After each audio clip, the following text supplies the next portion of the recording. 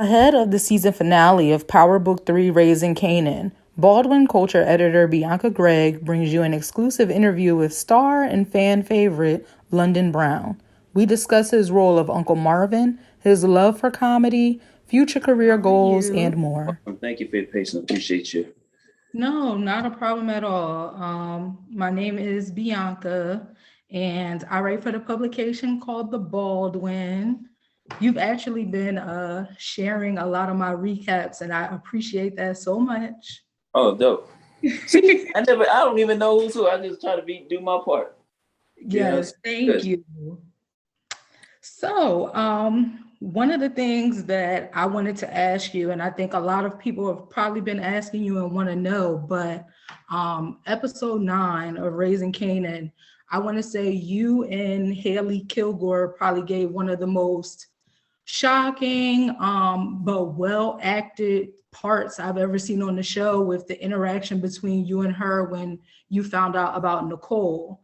What I wanted to know was how did you prepare for such an intense scene? You know, I had lots of questions because that was the most difficult or the toughest one to shoot. And because I just needed to find reasons on why Marvin would snap that hard about finding out about his daughter.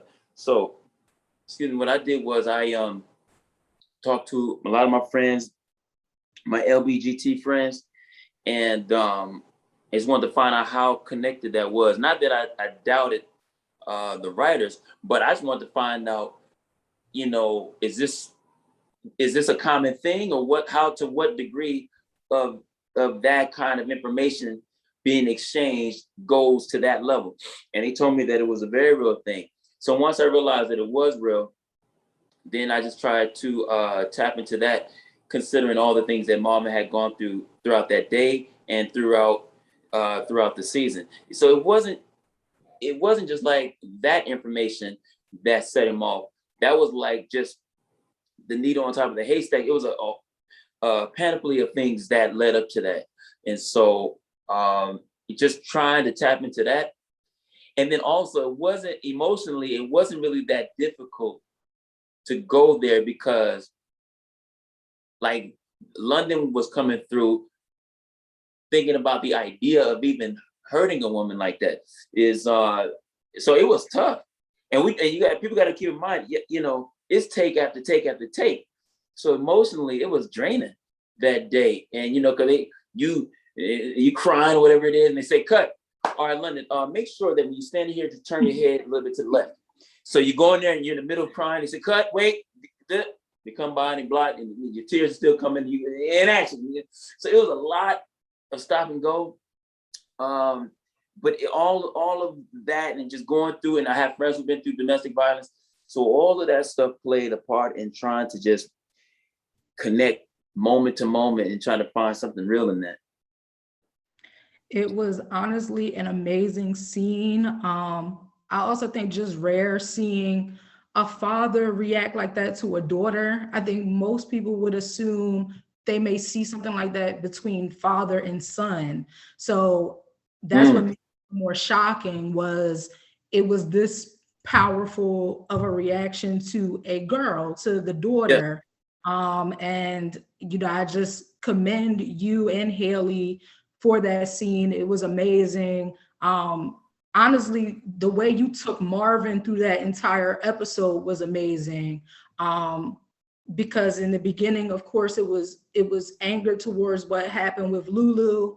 Mm, Then it was you putting your pride aside with Rock in the church chapel. yeah. Then to the pain of finding out about your daughter. We went through so many emotions with Marvin. Yeah. And I know a lot of times people like to label the character as like a comedic relief, and you do have funny one-liners. There are a lot of funny liners from Marvin, but would you consider him the comedic relief, or do you feel it's just kind of deeper than that with Marvin? Um, Marvin's not a comedic relief at all. I think if anybody, there's a character by the name of Famous, who the Puerto Rican cat that's Kanan's friend. If anybody's comic relief, it would be him. Um, Yeah, Marvin's not the comic relief at all. And trying to play the funny wasn't my intent. I think a lot of times, however, I do understand comedically how to land those punches or land that stuff. So on some level, it was intended for me to just, again, not necessarily make him funny, but to create as many layers as I could to Marvin, especially knowing that we didn't even quite know where. We don't get the scripts, like, it's not like we get all 10 episodes day one and we know how to play all of this stuff up at the top. We get those new scripts a week before we shoot them. So very delicately was trying to make sure that I knew the character had to go somewhere. I didn't even know where he was going to go, but I knew I wanted to take him somewhere. So it was important that I played him nice and light up top, and everybody just think he just into food and he's kind of irresponsible. And that's cool. I'm glad people slept on him because I knew where I wanted to take him. So by playing him light up top, allowed for him to have this other thing. So that's why even in just that one episode, the audience is going, like you said, going through a whole stream of emotions. With Marvin, like I said, they cheering for him 1 minute. They proud that he stood his ground with Rock. And then he like, oh, well, Marvin, hold on with the daughter stuff. And, so it's a substratum of things that are making Marvin not just one note, because he's not. And by creating as many layers as I can, now we start to connect and we see him as a real person and he's not just a bad guy. But honestly, looking at Marvin really is the fun thing about playing this character, that he really is a little bit of everybody. When he's giving commands to Kanan, you get to flex his leadership stuff that he gets from Rock. When he's with the ladies and Tony and so forth, a little bit of Lulu, smooth and suave. When he's dealing with his internal stuff, that's his daughter Jukebox. When he's irresponsible to Rock or whatever, if he don't take the orders right, a little bit of Kanan. And then out the van, you get a little bit of Neek. So Marvin has a whole bunch of stuff going on with him. But I think that's why the audience that ranges, that like Marvin or can appreciate Marvin, they see a little bit of themselves somewhere in there along the way. Because we all mess up, you know what I mean? And we trying to figure it out. And that's why I think also in the middle of all of that, people still feel like, they're like, man, we want Marvin. We know he's trying to do right. And, so it's a lot of stuff to make him more than just one layer. And I mean, I've definitely been a fan of Marvin from the beginning, even though people are like, but how? He's crazy and he's this. Right. I'm like, no, I like Marvin. I like him. And even after the scene with Jukebox, I still was like, I still like Marvin, because it was so much emotion in that scene. I mean, no, we can all agree it wasn't handled properly, but the pain that you saw immediately after, right. The regret, I was like, yeah, he acted out, but I can see the regret. I can see the human in him. Yeah. So people act like character. Right. People act, not to cut you off, people act like after that scene with Jukebox, he went to the living room, gonna watch a game and eat a bag of chips. Like, he was torn up about that. Yes. And I think that's going to be something that people are going to continue to see, is Marvin is dealing with. That's a real thing. He didn't want to do that. He snapped, he lost it. It just piled up. And I mean, that's what makes him human. So going into the finale, and then of course going into season 2, do you think there's hope that the father-daughter relationship can come back from that? You know what? I'm very hopeful. I will say that. I'm hopeful that they can bounce back some sort of way, even if it's not Marvin holding hands with his daughter at the theme park, but just some sort of space, because that's going to take some time to work itself out. But at least I hope that Marvin can address the things that caused him to even go there. That's the thing, you know what I mean? It's because even with the physical is going to heal, but the heart and the mind and all those other things that those, whatever's causing the triggers, I want Marvin to at least be aware of his triggers so that he can deal with whatever the issues are better, you know. And I mean, that really would be an excellent layer if they do get into that, because it's not something you often see on television. It is something real life. A lot of times we try to face the things that cause our triggers, but I think it would be great to see a character like Marvin face those things on television so we can actually see what that's like, because it is very much real life, whether anyone wants to admit they would react like that or not. A lot of the reasons why we react the ways that we do is because of our triggers. Yeah. I think that would be great if we got to visit that with Marvin, because regardless of how you feel about him, he is such a layered character right now, probably one of the most layered. So I think it would be great to get into that about him. I know that you also do comedy. You're a comedian. Do you have any interest in taking on a role that's strictly comedy, funny, or do you like taking on these roles that are gritty, heavy, but maybe with a little lighthearted laughter? You know, I definitely want to jump into some comedy and even some rom-coms, some romantic comedy stuff. I think those things will be really, really fun and charming.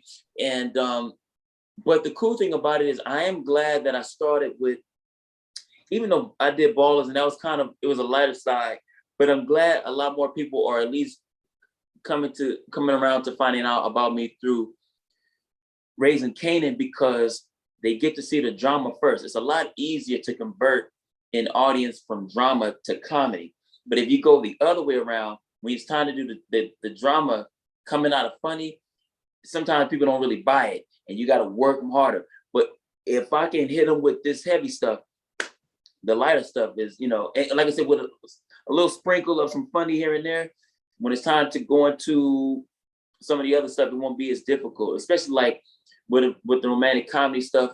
Like with all the projects that I've done, I've either had a wife, a girlfriend, an ex. So I've always had some sort of love interest in each thing that I've done. So hopefully the transition won't be too difficult when it's like, yo, I'm just, I have nothing to do with guns or the street life, So I think that I can do it. I feel like the artist will be able to buy in with me too.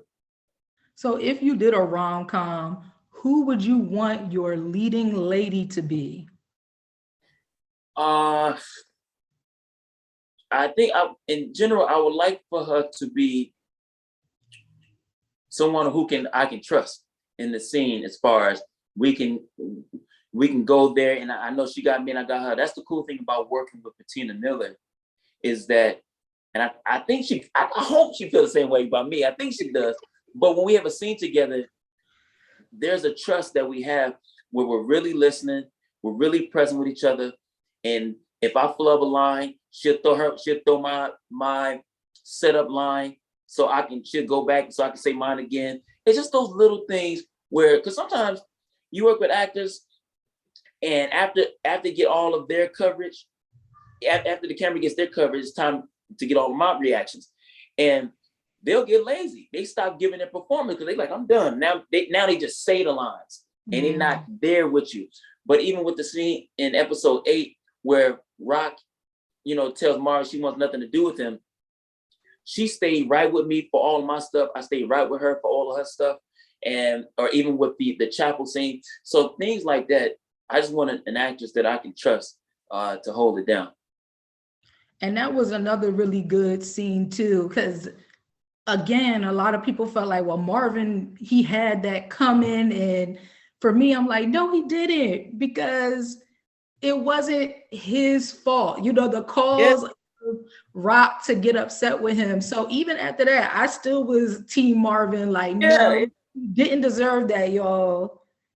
Yeah, that's the thing too, is that people got to remember, Kanan came to Marvin with just like, listen, I want you to put me in the game. But the core of even Marvin even considering the idea was that he was trying to build a closer alliance with his sister. Kanan knew that. He said, yo, I could put in a good word with my sister, give you delegate, blah, blah, blah. That's where Marvin went to, was his sister. And that's also the issue with Marvin, is Marvin don't really sometimes consider the whole thing. He's just thinking about how to better up whatever it is. But and that's why it's almost even loyal to a fault, where even though he put his nephew on, because people, the other terrible joke that's going around is Marvin and wrecking these cars. I'm like, people got to consider everything. When he drove up on that block and he saw these masked men in front of the stash house, he said, my nephew's in there. I don't know who these dudes are, but my nephew in there. I don't care about no Benz. I don't care about being shot. My nephew in there. And that's real love and that's loyalty that people just kind of write off and say, oh man, because it's not like Marvin is driving in the parking lot of a mall and just wreck and just bumping into cars and trying to park. He's being shot at. He got, by any means necessary, he got to disrupt to save his nephew. And if we look at, again, those layers of Marvin, we'll be able to really understand all those little things about Marvin and why he's not just irresponsible because he just don't know. No. He's so busy trying to focus on the loyalty part that it might cause him to slip up on the responsible part. But they can't say that. People can't say Marvin ain't loyal. He'll pull up. He may pull up and with more than he need to, but he's there, and that's what counts. And that's the thing. Marvin always shows up at the right time. The right time. Marvin is always coming up that street. And so, yeah. Hey, whatever I got that I can use, whether it's a gun, whether it's my car, I'm gonna use it. So I know that is a running joke. The car wrecks. People are asking, what kind of insurance does Marvin have? Marvin probably don't have insurance, y'all.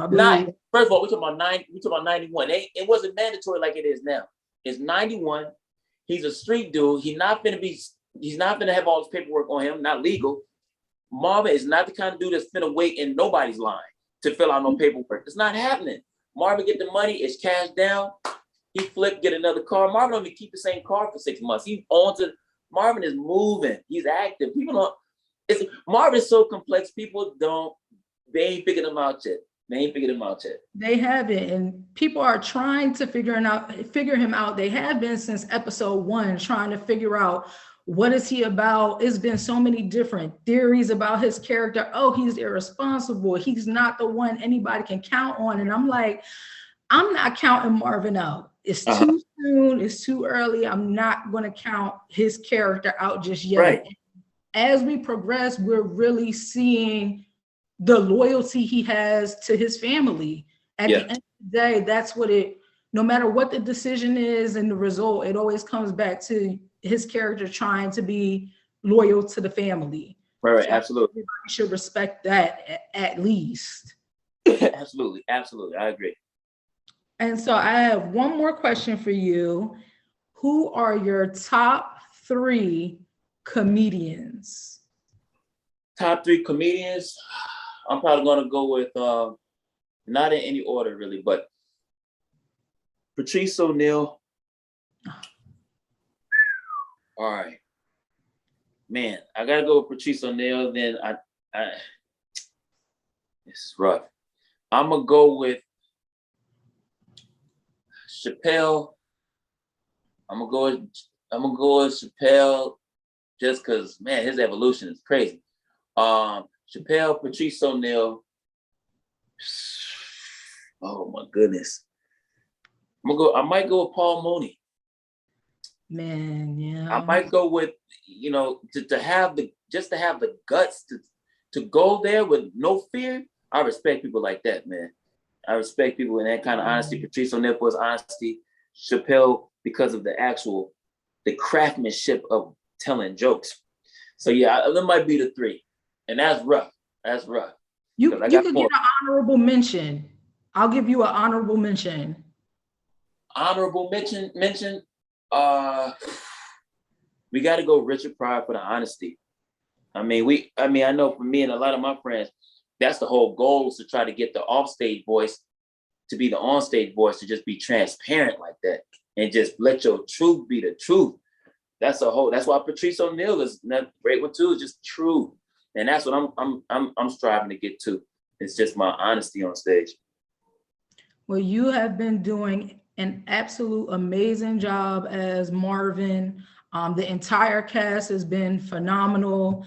I am sad that we are already at the finale because honestly, I could get season 2 tomorrow and be content. But you guys are really doing amazing work with Raising Kanan. Keep it going. And just thank you so much for giving me your time to do this interview. Thank you. I appreciate you and your platform. Thank you so kindly. Thank you. You have a nice night, okay? You too. Thank you. Thank you.